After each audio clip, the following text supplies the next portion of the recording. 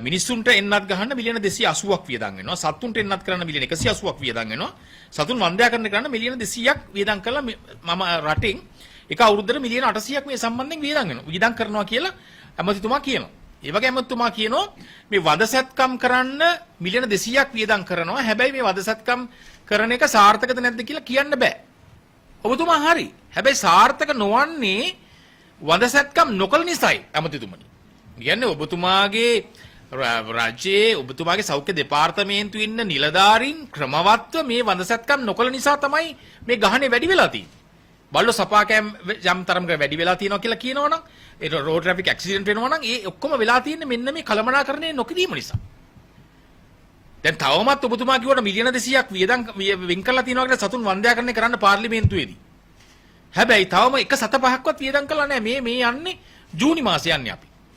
එතකොට මේ මිලියන 200 අපි කොහොමද වියදම්? හැබැයි ඊට පස්සේ අපි කියනවා වදසැත්කම් අසාර්ථකයි. එහෙම නැත්නම් මෙතන ගැටලුවක් තියෙනවා. සත්තු වැඩි කියලා ඔන්න ඊළඟ කතාවක් එන්න පුළුවන්. හරි. එහෙනම් අපිට හරිම ලේසි වදසැත්කම් කළා මේක විසඳන්න බෑ. මේ සත්තු ටික මරා දාන්න ඕනේ කියලා යම් කිසි කෙනෙක් යෝජනාවක් කරන් ඉන්න පුළුවන් ඉදිරියේදී. එතකොට අපි කියන්නේ වැඩපිළිවෙලක් තියෙද්දි වැඩපිළිවෙල ක්‍රියාත්මක කරන්නේ නැතුව ඊට පස්සේ මේ අහිංසක සත්තුන්ගේ ජීවිත වලින් මේකට වන්දි ගන්න එපා. දැන් අපිට ඕන තරම් දැන් මේනවා මේ ආණ්ඩුව ආවට පස්සේ අපිට යම් දේවල් දැන් එනවා මේ නිලධාරි මේ ආණ්ඩුවේ ඉන්න දේශපාලන යාන්ත්‍රයම අන්දනවා ඇස් වහලා යටින් වැඩ ගහන එකක් ඕන තරම් තියෙනවා. දැන් මේ දවස්වල මාධ්‍ය ගොඩක් දේවල් ගැන යනවා. දැන් මේකත් ඒ වගේ එකක් නේ.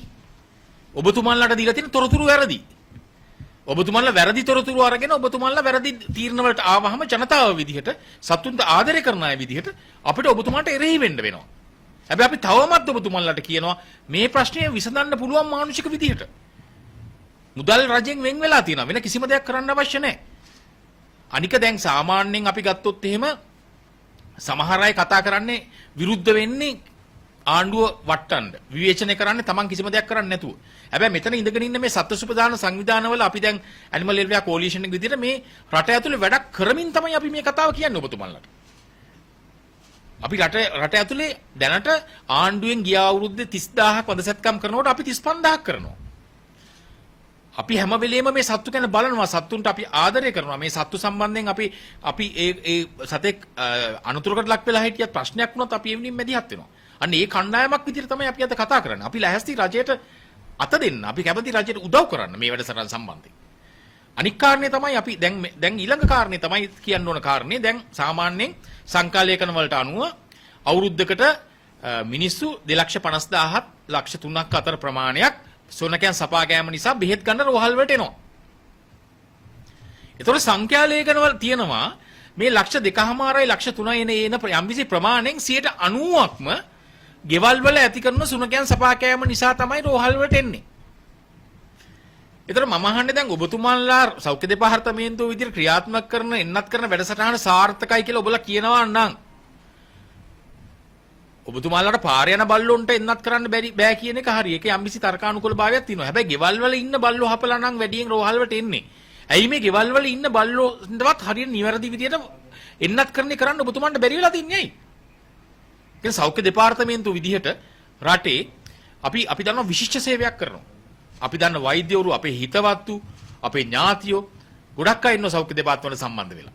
අපිත් එක්ක හොඳ ලොකු බැඳීමක් තියෙනවා. ඒගොල්ලෝ ඊටාම කාර්යක්ෂම දක්ෂ තමන්ගේ ජීවිතේ රට වෙනුවෙන් කැප කරපු සෞඛ්‍ය වෛද්‍ය නිලධාරීන්, මහජන සෞඛ්‍ය පරීක්ෂකවරුන් ගොඩක් අය අපි දන්නා කියන අය ඉන්නවා. අපි ඔබලට චෝදනා කරන්නේ නැහැ. අපි දන්නවා ඔබලාගේ සේවය හරියට කරනවා කියලා. හැබැයි මේ රජේ අමාත්‍යාංශ ඉන්න නිලධාරීන් කීප දෙනෙක්ගේ අවශ්‍යතාවය මත ජලපීතිකාව ව්‍යාපාරයක් වෙලා තියෙනවා කියන එක අපි කෙලින්ම කියනවා. ඒ ගැන හොයලා බලන්න. එහෙම නැත්නම් ඉස්සරහට ඔබලා සත්තු සම්බන්ධයෙන් ගන්න තීරණ සම්බන්ධයෙන් ජලපීතිකාව සම්බන්ධයෙන් වැරදි තීන්දුවක් ගත්තොත් ජනතාව විදියට අපිට අනිවාර්යෙන් ඔබලාට විරුද්ධව ආණ්ඩුවට විරුද්ධව පෙළ ගැහෙන්න සිද්ධ වෙනවා. හැබැයි අපි තවමත් හිතනවා, අපි තවමත් විශ්වාස කරනවා මෙතන ඉන්න අයගෙන් බහුතරයක් මේ ආණ්ඩුව බලයට ගේන්න මහන්සි වෙච්ච අය. සමහරට අපි සමහර අයගේ ප්‍රතිපත්ති පාව පැත්තක තියලා අලුත් වෙනසක් කරන්න බලාගෙන මෙතෙන්ට ආපුවා. ඉතින් අපි හිතනවා තවමත් අපි විශ්වාස කරනවා මේක තේරුම් අරගෙන මේ නිලධාරීන්ගේ අරන් යන යටිකූට්ටු කුමන්ත්‍රණ ටික තේරුම් අරගෙන මේ ජලබීතිකා මර්ධන වැඩපිළිවෙලට නිසි අතට හරවන්න කියන එක තමයි අපි කියන්නේ. ඒකට අපි කියන්නේ වෙන දෙයක් නෙමෙයි. සෞඛ්‍ය දෙපාර්තමේන්තුවේ ඉන්නේ පශු වෛද්‍යවරු 4 දෙනයි. ඒක සෞඛ්‍ය දෙපාර්තමේන්තුවට මේ වැඩසටහන් කරන්න බෑනේ. ඒගොල්ලෝ කරන්නේ කොන්ත්‍රාත් පදනම මත පශු වෛද්‍යවරුන්ට මේ වැඩසටහන බාර දෙනවා. එතකොට ලංකාවේ තියෙනවා මේ පශු වෛද්‍ය සේවය සඳහාම විශේෂ වූ ආයතනයක්. ඒ තමයි සත්ත්ව නිෂ්පාදන සෞඛ්‍ය දෙපාර්තමේන්තුව. එතන ඉන්නවා පශු වෛද්‍යවරු 337 දෙනෙක්. එතන ඉන්නවා කියන්නේ පශු වෛද්‍ය කාර්යාලය 337ක් තියෙනවා. පශු වෛද්‍යවරු 600ට වැඩි ප්‍රමාණයක් ඉන්නවා. එතකොට මේ අයට මේ වැඩේ බාර දුන්නා නම් මේගොල්ලන්ට පුළුවන් මේ වන්ද්‍යාකරණ සත්කම් වැඩසටහනයි ක්‍රමානුකූලව එන්නත් කරන වැඩසටහනේ මේ දෙකම මේගොල්ලන්ට කරන්න ඉස්සරහට පුළුවන්. මම කියන්නේ ඒ වගේ විශේෂයෙන් දැනුම තියෙන පිරිසක් රටේ ඉඳිද්දි රජයේ සතු වෙලා ඉඳිද්දි සෞඛ්‍ය දෙපාර්තමේන්තුව මේ වැඩසටහන් අල්ලගෙන මේක බදාගෙන හරියටත් කරන්නේ නැතුව මෙහෙට කරන එක ඇතුලේ අපිට ධනිකරම මේක සම්බන්ධයෙන් දැනෙන්නේ මේ සම්බන්ධයෙන් යටි අරමුණක් තියෙනවා සංගවිච්ච අරමුණක් තියෙනවා ඒකට සෞඛ්‍ය අමාත්‍යාංශයේ ඉන්න ඉහළ නිලධාරීන් දෙතුන් දෙනෙක් තමයි මේකට සම්බන්ධ ඒ හින්දා අපි රජයෙන් ඉල්ලන්නේ මේ සම්බන්ධයෙන් හොයලා බලලා මේ වැඩසටහන නිසි මගට හරවන්න එහෙම නැත්නම් මිනිසුන්ගේ ජීවිතත් අනතුරේ අහිංසක සත්තුන්ගේ ජීවිතත් අනතුරේ හැබැයි මිනිස්සුන්ගේ වැරදි හින්දා කවදා හරි දවසක සත්තුන්ගේ ජීවිතවලට යම් කිසි විදිහට වැරදි තීන්දුවක් ගත්තොත් එදාට අපි ඔක්කොම අනිවාර්යයෙන්ම පාරට